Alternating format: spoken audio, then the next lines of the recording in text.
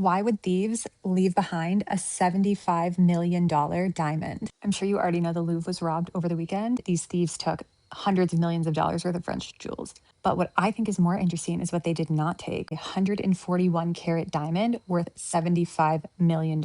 And you might be thinking, oh, maybe they just couldn't get to it. No, look at this picture. The crown that they took is literally in the exact same case, inches apart away from this diamond. That's the most valuable piece in the collection. And French authorities aren't really sure why they didn't take it, but I bet it's because it's cursed. This diamond was found in India by a slave around 1700. To get the diamond out of the mine, the slave cut open his own leg and hid the diamond inside and bandaged it up. Diamond was 400 carats when it was found. So that's like shoving a golf ball into your head to smuggle it out. He heads to the coast and meets an English ship captain. He makes a deal with the ship captain and says, hey, I'll split the profit of the diamond with you if you get me somewhere safely I can sell it. Guy agrees to this, but then tricks him and murders him and steals the diamond. He sells the diamond to some merchant for like chump change, and then he feels really guilty about it, so he hangs himself. Now this merchant sells it to some guy named Thomas Pitt, and Thomas Pitt is highly aware that it's a stolen diamond from an Indian mine, so he needs to smuggle it out of India back to the UK. He hides the diamond in his son's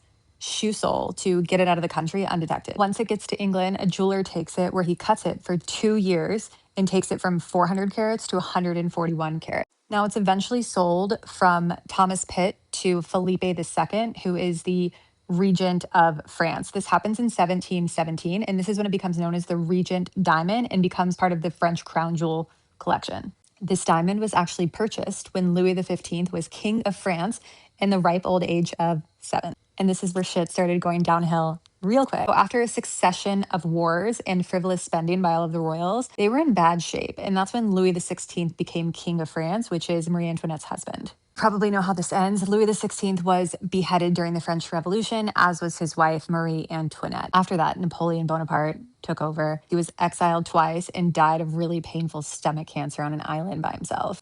But we're not done. Charles X became king in 1824, and this is the last King Louis's little brother. This dude learned literally nothing in the last 100 years. He does things like limit the press, dissolve other chambers that had lawmaking authority, give favors to rich people that had a rough time during the French Revolution. Ultimately, he was overthrown and exiled too. For that, France had a free election where Napoleon III was fairly elected, but he very quickly got power hungry and got rid of elections after that and started doing some crazy shit. Was overthrown and sent away in exile as well. And then France was done with the whole king thing, and somewhere after that, it got sent to the Louvre.